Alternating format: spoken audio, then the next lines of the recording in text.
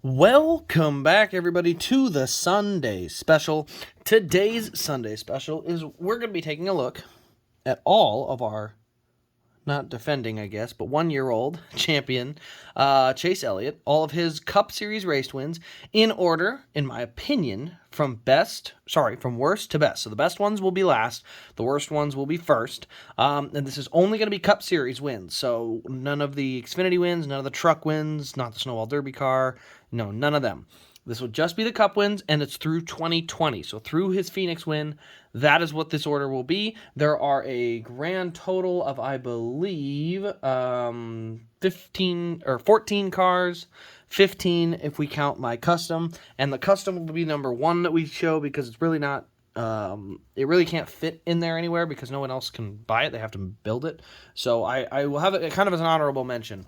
But anyway, you guys know what to do. Like, comment, subscribe, all that fun jazz. Let's get into it. So, the first one is going to be, as I said, the custom. This is the one that we're just going to do a quick look at because it is a custom, which means it's not something that is readily available. You have to be able to find this car and then turn around and also get it customized.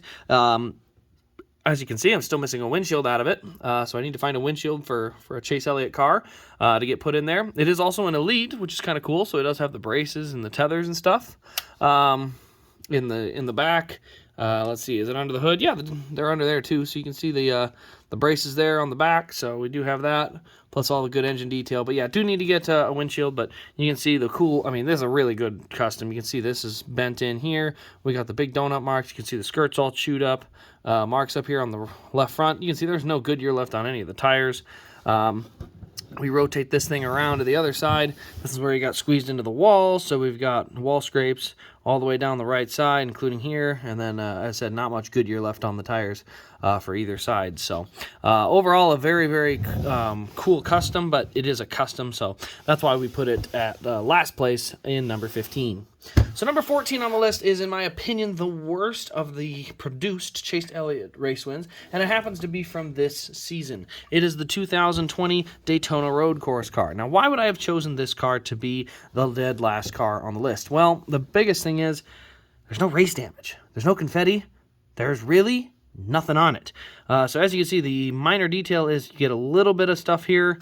The nose is pretty darn clean. You do got a windshield wiper and a couple marks up on the roof. Get over to the right side. You can see it's pretty clean over here as well. So very, very clean raced version. And frankly, that you would think that this might be, maybe not this far down on the list. But the other thing is, unfortunately for 2020, look at that Napa blue. They made it gloss. And before it was a metallic color. In 2020, all of them are gloss. So that really hurt the 2020 cars. Because they just don't look near as good. I mean, we'll take a look at them later, but when you put this up next to a 2019 or a 2018 car, the blue, not having the nice, cool, blue, metallic-looking color to it, and just having this gloss blue, they really don't look quite as good. So, but yeah, this one will come in at number 14. Very basic, very bland. There's not a ton of, as I said, not a ton of race detail, no confetti, nothing really special on there. Coming in at the next spot, number 13 on our list, is going to be another 2020 car, and it's actually going to be his Martinsville car. I know this may surprise some people, but again, we have the same issue on this one as we did with the Daytona. This one does have a little bit more race detail. You can see a markup on there on the left front. The nose is still pretty clean, stayed out of trouble for the most part. We do have the roof camera decals, and then on the right side, you can see we do have some detail here, a tire mark there on the bumper, playoff spoiler and all that. But unfortunately, the car just, look at that blue again. It's just a basic gloss blue. The number is really small. That's another thing. The 2020s, the door numbers are very small for some reason. I can't really figure out why they made them so much smaller. And yeah, it's not a terrible car, but it's just so basic and uninteresting. We don't have a lot of not a lot of race detail, and the paint scheme doesn't look terrible, but it doesn't look very good either. So that's what'll bring that one in at number 13. Now, number 12 on the list, unfortunately, you guessed it, another 2020 car. This one happens to be, though, the Kelley Blue Book car from Charlotte. Now, this was the Allsco 300. You can see we got some roof decals for the camera, Cup Series logo. It is the Kelley Blue Book scheme, which actually does look pretty cool. The blue on it looks pretty nice. But as you can see, outside of the Salute to Service tires on this thing, it's really, really clean. Like, not a scratch, not a mark on it. It's a very clean car, very, very small number of marks, and that's okay. You can get away with that when the car at least looks super cool paint scheme wise. Or has super good significance. This was literally ran on a Thursday night. It's such an insignificant race. I mean, he did win it, but it's just that's what really throws this one down the list. If this had been, the Daytona night race or something, this would probably be a little bit higher. But because it was a Thursday night race, no marks on it, only a 300 miler, it's just sort of washed back in. It's set back quite a ways and doesn't seem quite as significant. All right, so number 11 on our list, unfortunately, it's another 2020. And you can hear by the bouncing, it's the All-Star car. Now, the All-Star car, on the other hand, this one has the opposite problem of a lot of the others. It does have race detail. We've got a chewed-up left rear tire. We've got a donut mark. You can see on the front, there is dirt all over the front of this car. It's all around it. On the nose, down the door. We go over to the right side. It's all around this right side as well. You can see we've got plenty of markings here, plenty of detail on this car. But the thing that really hurts this car, unfortunately, is the paint scheme. It's just the ugliest paint scheme we've ever seen. It's mint green and white. The number was slid back and made smaller for, sponsors, or were trying to see if they could open up the door for sponsorship. Well, guess what? That was a terrible idea. And yeah, the paint scheme is really the problem here. I mean, the car itself has the race detail this time. The paint scheme's just not there. And this was, even if it wasn't the number slid back, it's still not a great paint scheme. It would have probably done better because the number is just, it just doesn't look right. Look at that. The number's way back there. Look at how small it is. Like, they shrunk the number, and this is a sign of what was to come because they're just going to make it, I guess, uglier. I don't know. But yeah, honestly, the race detail was good on this. It was a Bristol race win of all things, and unfortunately, it's just it's a victim of NASCAR's bad decision making. And as I said, the paint scheme itself wouldn't have been pretty, even if it was a number in the middle. The mint green stuff, just, I don't know, not appealing to the eyes, but definitely could have done a little bit better than where it did. All right, so now we're into our top 10 on the list here. Number 10, we're going to get into, it's another 2020 car. And this one is the 2020 Charlotte Roval. Now, this one does have a lot of detail. You can see we got marks up on the left front, right here on the, right just behind the left front. And you see all down the door. There's just marks and dirt. It did rain a little bit in this race, so it did actually make it so the dirt kind of stuck to the car a little bit more and smeared and smudged. And it really does look good. You can see the right front, and then you can see right behind the right front. You can just see all the dust and stuff that really stuck to the car all the way around. There's no right side window because it's a road course. But really, this car, I think it's just the left side damage that really helps this car out. It's really not that far ahead of the Martinsville win, but it is a little bit better in terms of the race detail. So that's what'll really get it up there is, having the race detail being a little bit better than Martinsville. But again, none of these have been blowaways. And unfortunately, 4 of our first, or is it 4? No, it's 5. 5 of our first 6 have been 2020 race wins. And, there's only a grand total of 6 from that season in the Cup Series because he won the All-Star race and then 5 races. So if that tells you anything about what the paint scheme did, yeah, having the gloss blue really did hurt it. That being said, we're going to move on to our next car here. This is going to be a 2019 car. This is going to be the 2019 Watkins Glen car for Chase Elliott. And you can see right off the bat, there it is. The metallic blue is back. And it looks so much better. Let me put this side by side with the Roval from that year. Just from there. You can see right off the bat, the number is bigger on the door. The number is metallic blue as well, instead of just this gloss blue. Let's go hood to hood, and you can see the paint scheme actually did not change in terms of color, or not color, in terms of design between 19 and 20. The body changed a little bit, but you can see right there, the one on the left clearly looks better, and it has everything to do with the type of blue they used.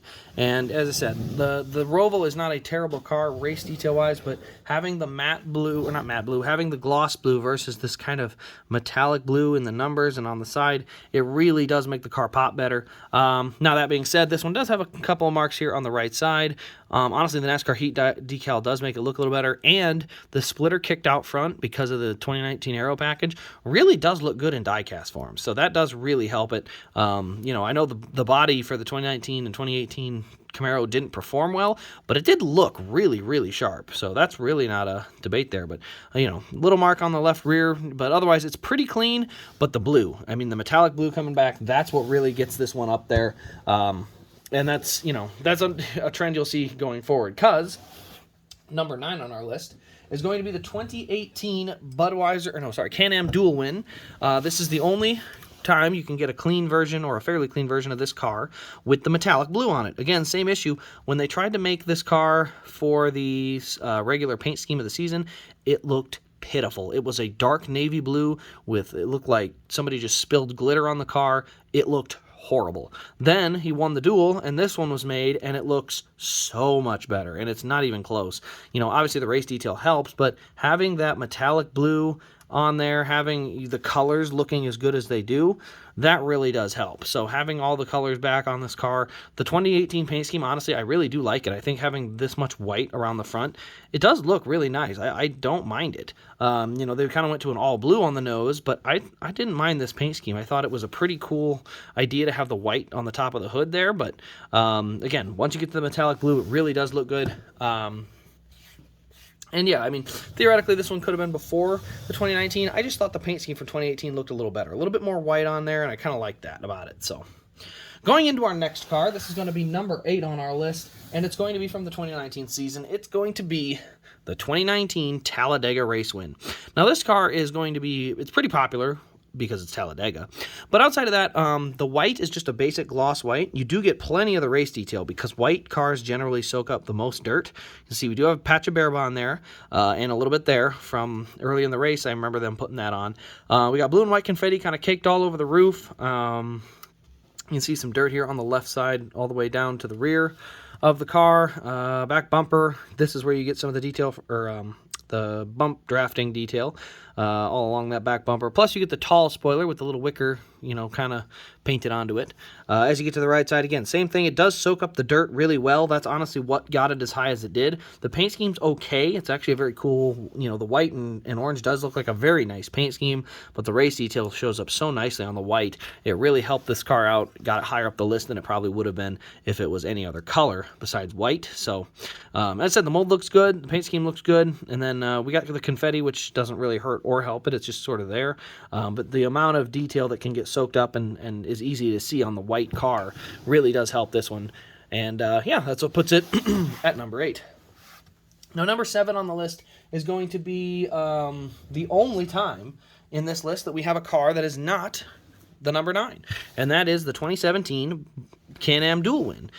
So this is the only version that is on the list that is, as I said, not a number 9. And in this car, the whole reason that this car, in my opinion, is so much better is, first of all, the metallic blue looks absolutely spectacular. I actually really liked the 2017 paint scheme. I thought it had the right amount of yellow on it.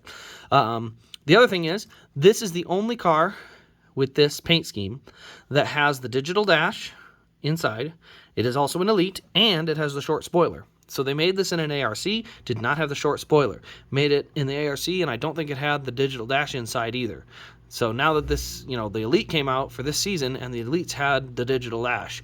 Also, it has the roof flaps with the, or does it have the roof flaps with the cloth? It does. So it does have the roof flaps with the cloth in it. So this is the only Chase Elliott car that has the braces and tethers in Elite. Every other Elite win of any kind does not have the braces and tethers for the Cup Series. Now, again, the Xfinity cars do, but not this one. So, very good looking car. As I said, not a lot of detail. There's one little mark here on the right side as we pass it around to here. You can see right there's a little mark, but other than that, it's a very clean car, but I really like the look of this car. The 2017 car was a very blue Napa car, and that's just the way it needs to be. So next on our list, as we get to our top 5, is going to be another from the 2019 season. This is going to be the 2019 Roval raced version, and this has a lot of significance because of how he won in this car. You can see the tape on the hood from when he hit the wall and then drove all the way through the field. But really, this car just has good detail. You know, the sides got good detail, the confetti all over the front. We do get the playoff banner. I'm a huge sucker for playoff banners, so that helps. You can see we've got it down on the splitter, on the windshield there. You can see the 2 marks, and then on the spoiler. See that green spoiler with the nice little rivets in it and stuff. You get over to the right side, though, you can see, again, very raced up detail, but not like he was getting donut marks, just, you know, the classic tire shreds and pieces that kind of hit the door and leave a mark. But I said the metallic blue is back on this as well. You see our number up top, kind of buried by confetti. But yeah, this car, the significance of it, plus obviously the confetti on it, really helps this car out a lot. If it didn't have this much confetti, I think it would still be pretty high up there because of the detail, plus the, as I said, the playoff markings. And I said it is the 2019, which means the mold looks really good. You know, having this big splitter mold really does look good. As I said, the car didn't perform well, but man, it was a good-looking mold. That's the thing. The high downforce package in the 2019 season, the cars looked really good. The only problem was they didn't perform real good. So, you know, it's kind of one of those drawbacks. But yeah, that'll put that one up at the number 5 position. As we get to the number 4 position, it's another one of the playoff race wins. This is a car that I honestly haven't had a good look at in a long time. It's just kind of been sitting on my shelf. And it's the 2018 Dover car. Same thing as the 2018 Duel car. It's got the metallic blue, but this one is covered in confetti. We do get a playoff emoji on the side, which I really like. You also have the Sun Energy 1 back here. See how the whole thing is blue around the left rear? Before it was white up here. Well, teams were finding out if you make a dark color around the rear fender of the car, it would give you a little bit more tolerance. So they made it blue and go all the way around so that they had more tolerance for this fender as it went through laser inspection. So that was something they had learned throughout the season, and that's why you can see there's very little white on the bottom of that corner panel. But you do have the number 9 there, also up there on the roof. You can see we've got the playoff banner, playoff splitter, and the playoff spoiler, ethanol ring, all that junk. But really, the detail on it isn't super crazy. It is cool to have the emoji on there. As I said, I really am not I'm a pretty big fan of the emoji. I think that's a pretty cool thing to have on there in that spot, you know, especially once they allowed it to be cut out. When they were just white boxes, it looked really dumb. But once you allowed it to be cut out and sit like it is here, I thought that was a pretty cool idea. So yeah, I thought it was a pretty neat car. But as I said, this is just a car that in my collection has not, I don't get a good look at this one very often. It really went unnoticed to me because he won this one so close to Kansas. The Kansas one sucked up all my attention when it first came in. And yeah, I only really looked at this one closely for about a week, and then I was so obsessed with the Kansas win, it sort of just sat there. But it's a very nice race win. And yeah, that's what gets it up to the number 4 position. So number 3 on the list is another from 2018. This one is going to be actually his first career win. And this one would be higher if it was the liquid color, because the liquid looks amazing. That being said, though, it is significant of it being his first win. So it's his first win. The car itself has a really nice blue to it all the way around. The Sun Energy 1 car really does look very sharp with that blue color. Probably paint scheme wise, it would not generally be this high if it wasn't his first career win, but the significance of it being his first career win makes this an absolute must-have for any Chase Elliott fan. So that's what puts it so high up on the list, especially my list, being it is, again, his first win. It took so long to get there, but it is a very good-looking car. Like I said, I have the liquid color. It looks very, very nice as well. And so this one definitely ends up being the number 2 spot. The rims, just overall a very well put together car. But it's definitely not top tier race damage or anything like that. The biggest thing is, like I said, first career win. This one gets up here mostly from significance, so that's what really helps this one. Now, next on the list is going to be my preference for number 2. Probably for most people, this would be preference number 1. And the biggest reason I say that is because this is going to be his 2020 Phoenix win car. And this is going to be his most significant win to date. This is literally a championship winning car. And the only reason that I would say that it's number 2 on my list is because I have my own personal biases. And I'm sure everybody who watches this channel knows exactly what car is coming next for that exact reason. Because I've mentioned it a number of times why I have this course, bias towards the car that's going to be next. But let's get into this car quick. So this car does have a tore-up left rear fender and a chewed-up tire from the burnout. It does have the bright yellow numbers, as it was the salute to Jimmy Johnson. They all were in those neon numbers. The front of the car, you can see if it'll focus. There we go. You can see some of the dirt on the left front. We go back around to the right side. Plenty of detail over here. Look at that right front corner. The right front fender on the front wheel well. Look at all the damage up there and the rubber buildup. And then you can see as you go to the rear, plenty of buildup, plenty of, markings over this right side. Definitely got dinged in the fender a few times, but like I said, that neon number looks great. The amount of race detail on here gets great. It's a very nice race win, and on top of that, he did win a championship in this paint scheme, and so that obviously really helps it with significance. Like I said, the only reason this one would be more significant than the first win is it's a championship win. And on top of that, the race damage is better. So that's really what puts this car above the others, is all of those factors. It's a great race win, must have for probably almost any NASCAR fan, because the championship race is such a staple of the sport right now. I hope it changes, but it's such a staple of the sport and how guys win their championships that it's significant. So that's why I put it on the same level as the Sun Energy car and put it above, because the race detail was better. Unfortunately, the blue is still gloss blue and not the cool blue that we had before. But that being said, at least the race damage was good. The neon numbers were unique and cool. And then on top of that, he won a championship. So that really puts it up there. Like I said, should probably be number one in terms of significance and all that. But in my book, we know what's coming next. It's the 2018 Kansas win Mountain Dew car. This is one of my all-time favorite paint schemes. I got to see it win in person. Here we go. I just grabbed it. There it is. There's the race pin from 2018 Hollywood Casino 400. There we go.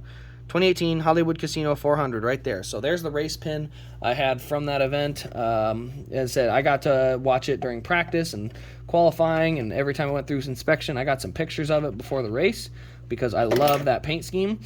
But I absolutely adore this car. The metallic green looks amazing. Playoff emoji, playoff markings. You can see this one has a custom monster banner on there. You'll notice this one is unautographed.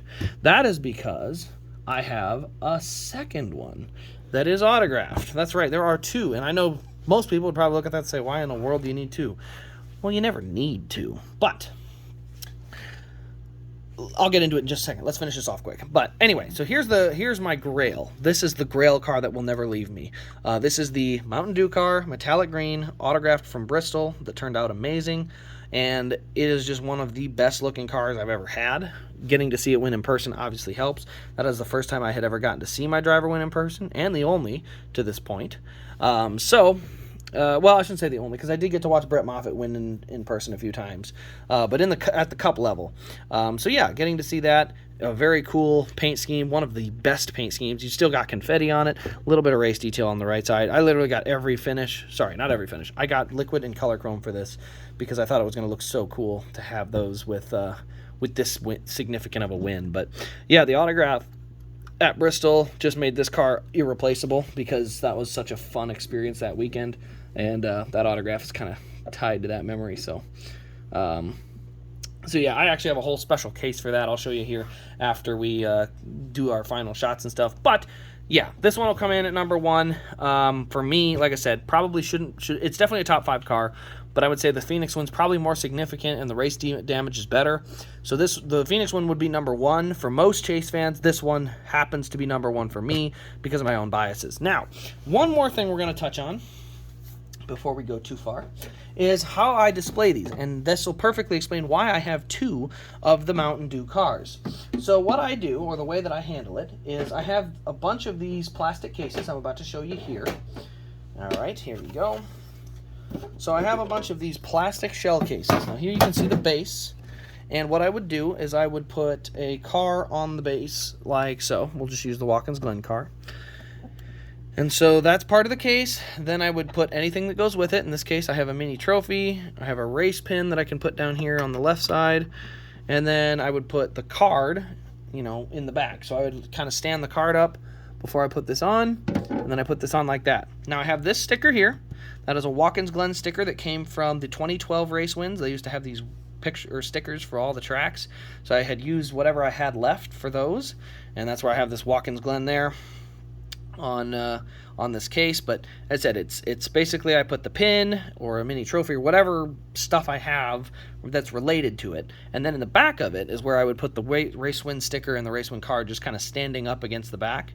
And then they're actually a stackable stand, so then that allows me to go ahead and put this next one on there. This is the Charlotte case, and you see it stacks pretty nicely. I'll have to back it up a little bit. There you can see it stacks pretty nicely. It's pretty stable. You can stack them pretty tall as long as you stack them straight. And when I say tall, I mean like 4 or 5 tall. As long as you don't have them leaned real this way when you're stacking, eventually they'll fall. But if you make sure that you got them nice and good, the top of them is curved, which allows them to stack, which is a huge benefit.